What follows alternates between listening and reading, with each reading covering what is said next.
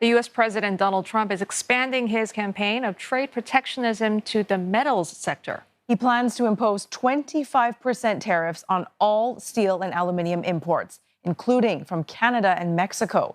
The leader had paused tariffs on all goods from Canada and Mexico about a week ago after they agreed to tougher border security.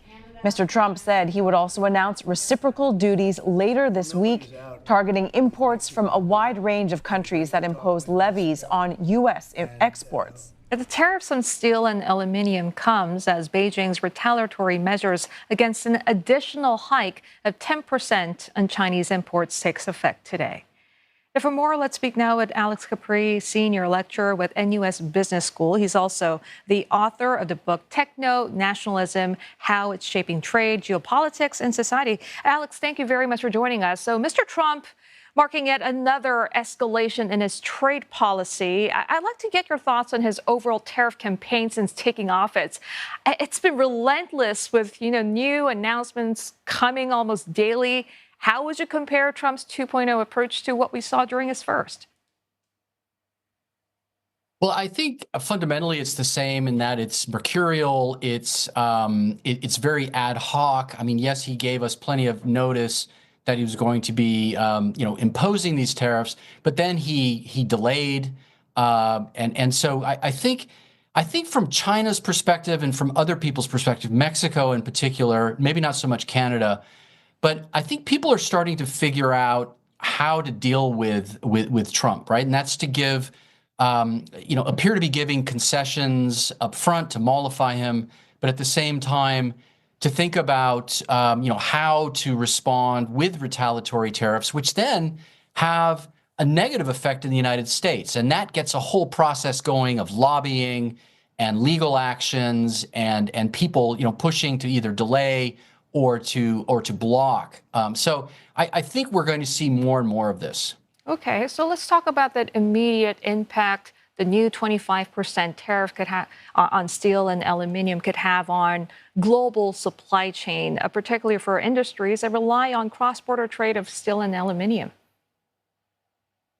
Well, absolutely. I mean, any kind of critical mineral or component that goes into the key global value chains around everything from construction to automobiles to virtually anything, civil aircraft, you name it.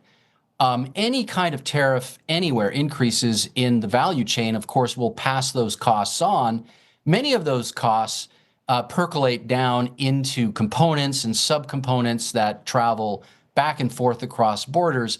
So again, I think, in the previous segment I was watching, your guest was talking about inflationary pressures, but also just general cost increases and general complexities as companies, buyers, suppliers look to adjust to these costs. Alex, let's focus on China. This time around, it seems like Beijing was ready for the sanctions, right? Sort of let America make the first move. Can we talk about what some have called President Xi's strategic patience, his resolve? How much of a challenge is that going to be for President Trump in the long term? Yeah, I think China's clearly got the midterm to the long game that they've been thinking through on this one. And, we're all focusing on tariffs, right? So tariffs, as I just mentioned, add costs. But there are other things in the toolkit to use as a retaliatory measure when it comes to this broader geopolitical competition that's going on, of course, between China and the U.S. And that is not just to retaliate with tariffs, but to look at things like conducting, anti-monopoly type investigations, to perform audits of firms in China, for example, accusing them of being unreliable suppliers, for example, whereby they may be following to the letter of the law export controls and restrictions on and technology transfer coming into China. Right, there are all these issues here. There's the anti-espionage elements of that the Chinese government can roll out again to put pressure on American multinational companies doing business in China, and then to get those companies again to put pressure again on the Trump administration to get them to roll back some of these other measures. Alex, there are already talks of potentially revising that phase one deal with a focus on tech hardware and energy products. I mean, could a phase two agreement be on the horizon, or is it just still too ambitious given the previous shortfalls? You know, I think again, because Mr. Trump is so transactional, and because there seems to be a deal-making angle in a lot of the big announcements that are being made, and there seems to be room to maneuver or to at least step back and reconsider.